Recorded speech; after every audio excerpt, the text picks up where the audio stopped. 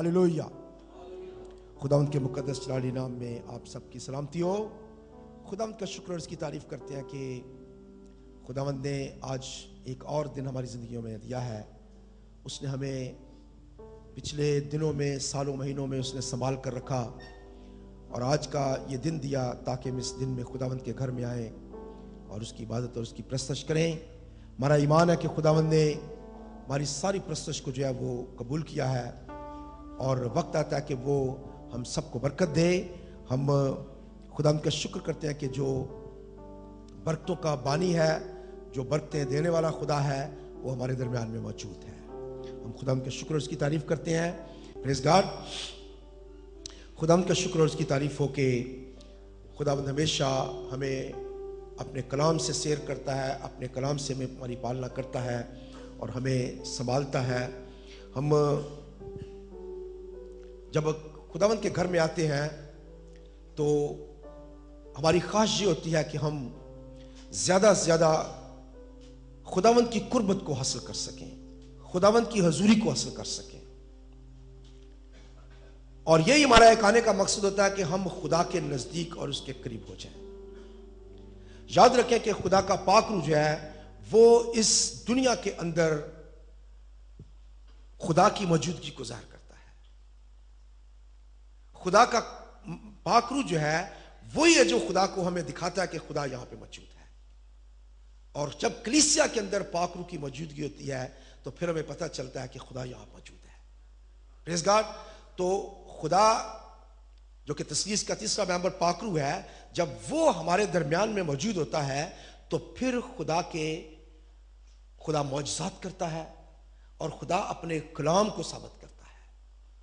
खुदा जो है वो अपने पाक रूह के वसीले से कलीसिया को बरकत देता, तरक्की देता है। और हमने पिछले हफ्ता में भी ये बात हमने सीखी थी कि किस तरह से पाक रूह जो है वो हमें क्या करता है, पाक करता है, हमें मुक़द्दस करता है और हमें खुदा के काम के लिए मखसूस करता है। आज हम खुदा के कलाम में से जो अहम बात वो सीखना चाहते हैं वो ये है कि हमारी हर एक की ये ख्वाहिश होती है, बल्कि ये हमारा फ़र्ज़ भी है और हमारी ड्यूटी भी है कि हम खुदा के कलाम को हम दूसरों के साथ शेयर करें। हम खुदावंद यीशु मसीह की खुशखबरी जो गुड न्यूज़ है वो हम क्या करें, दूसरों के साथ भी शेयर करें, दूसरों को भी हम बताएं ताकि दूसरे लोग जो हैं वो भी निजात पा सकें और इस तरह से खुदावंद की बादशाह में दाखिल हो सकें। तो ये हर ईमानदार की ये रिस्पॉन्सिबिलिटी है और हर ईमानदार का ये फ़र्ज़ है कि वो खुदावंद यीशु मसीह की खुशखबरी को फैलाए और खुदावंद यीशु मसीह के कलाम को दूसरों के साथ शेयर करें ताकि बहुत सारे लोग जो हैं वो खुदा की बादशाह में दाखिल हो सकें। लेकिन अगर आप खुदा के पाक रूह के बगैर ये काम करने की कोशिश कर रहे हैं तो ये पॉसिबल नहीं है। होना तो ये चाहिए था कि 2000 साल में कलीसिया जो है वो इस पूरी दुनिया के अंदर जो है कोई और इसमें इंसान स्वयं ईमानदारों के नहीं होना चाहिए था, स्वयं मसीहियों के नहीं होना चाहिए था।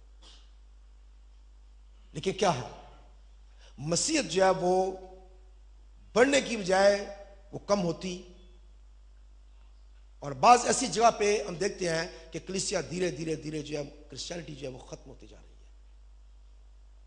यूरोपियन मुल्कों के अंदर आप चले जाएं, हैरान कुन बात है कि वहां पे मसीहत कैसी है। जो चर्चेज वहां पे हैं, बड़े अच्छे चर्चेज हैं, बड़े खुदा की इबादत प्रस्तश करने वाले लोग हैं, लेकिन पूरे यूरोप के अंदर सिर्फ 2.2% सिर्फ क्रिश्चियन है। ये हैरान कुन बात है कि हम समझते हैं कि वो मसीह ममालिक हैं, मसीह कंट्री है, लेकिन वहां पे मसीहत क्या है? सिर्फ थोड़े से लोग जो है वो मसीह हैं, बाकी लोग वो किसी मजहब से उनका ताल्लुक नहीं है। अगर आप उनको पूछें कि आप मसीह हैं, नहीं, अच्छा आप फिर कौन है? मैं कुछ भी नहीं हूं। आपका मजहब क्या है? मेरा मजहब कोई नहीं है। इस तरह का जवाब वो देते हैं, कोई मजहब नहीं है उनका। उसकी वजह क्या है कि कलीसियाओं ने पाक रूह को पीछे छोड़ दिया और पाक रूह के वसीला से खुदा के कलाम को फैलाने का काम नहीं किया है। जो मेन चीज है, याद रखें कि खुदा के कलाम को फैलाने वाला, आज लोगों को खुदा की तरफ लेकर आने वाला वो खुदा का पाक रूह है। خوشخبری جو ہے یہ اس وقت دی جا سکتی ہے، گواہی خداوند یسوع مسیح کی اس وقت دی جا سکتی ہے جب آپ پاک روح کو اپنی زندگی میں پہلے نہیں کر رہے ہیں۔ میرے ساتھ دیکھیں پہلا پترس اس کا پہلا باب، 1 پیٹر چیپٹر 1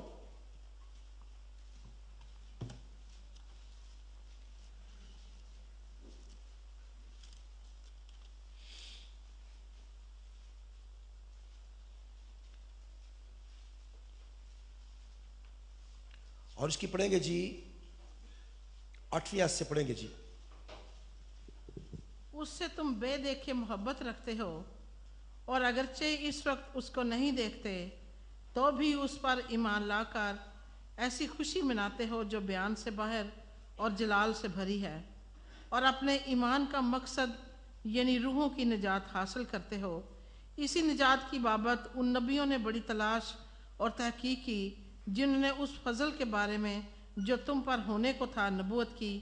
انہوں نے اس بات کی تحقیق کی کہ مسیح کا روح جو ان میں تھا اور پیشتر سے مسیح کے دکھوں کی اور ان کے بعد کے جلال کی گواہی دیتا تھا، وہ کون سے اور کیسے وقت کی طرف اشارہ کرتا تھا۔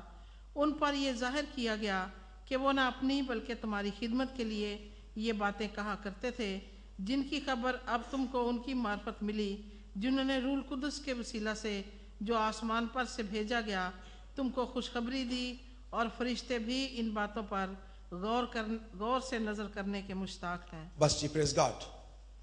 یاد رکھیں کہ پرانے عہد نامے میں جتنے بھی لوگ تھے کسی نے بھی کبھی پاک روح کے بغیر پریچنگ نہیں کی تھی۔ پاک روح کے بغیر منادی کرنا اور پاک روح کے بغیر پریچنگ کرنا کوئی فائدہ نہیں ہے۔ آپ کے پاس جتنا مرضی بڑا علم ہو، آپ نے بائبل کالج میں آپ گئے ہیں، یہ کیا ہے وہ کیا ہے، ڈاکٹریٹ کی ہے، ڈگریاں کی ہیں، لیکن الٹیمیٹلی خدا کا پاک روح جو ہے وہی صرف منادی جو ہے وہ کر سکتا ہے۔ پرانے عہد نامے کے اندر جتنے بھی نبی تھے ان میں سے کوئی بھی پاک روح کے بغیر نہیں بولتا تھا، پاک روح کے وسیلہ سے وہ کلام کرتے تھے۔ پترس کا دوسرا خط اس کا پہلا باب اور اس کی 19 آیت سے پڑھیں۔ اور ہمارے پاس نبیوں کا وہ کلام ہے اور ہمارے پاس نبیوں کا وہ کلام ہے جو زیادہ معتبر ٹھہرا، جو زیادہ معتبر ٹھہرا، اور تم اچھا کرتے ہو جو یہ سمجھ کر اس پر غور کرتے ہو کہ وہ ایک چراغ ہے جو اندھیری جگہ میں روشنی بخشتا ہے، جب تک پاؤں نہ پھٹے اور صبح کا ستارہ تمہارے دلوں میں نہ چمکے۔ اور پہلے یہ جان لو کہ کتاب مقدس کی کسی نبوت کی بات کی تعویل کسی کے ذاتی اختیار پر موقوف کسی نہیں، کے ذاتی اختیار پر موقوف نہیں۔ کوئی بھی نبی اپنی مرضی سے، اپنے اختیار سے، اپنے پاس سے نہیں بولتا تھا، بلکہ کیا کرتے تھے؟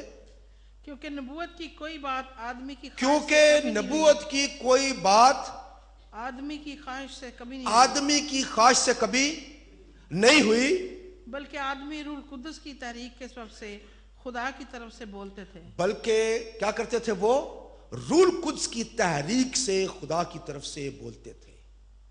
کبھی بھی کسی نبی نے، یاد رکھیں کہ پرانے عہد نامے میں بھی انہوں نے پریچنگ نہیں کی، انہوں نے جو کچھ بھی بولا، جو کچھ بھی کلام کیا وہ خدا کے پاک روح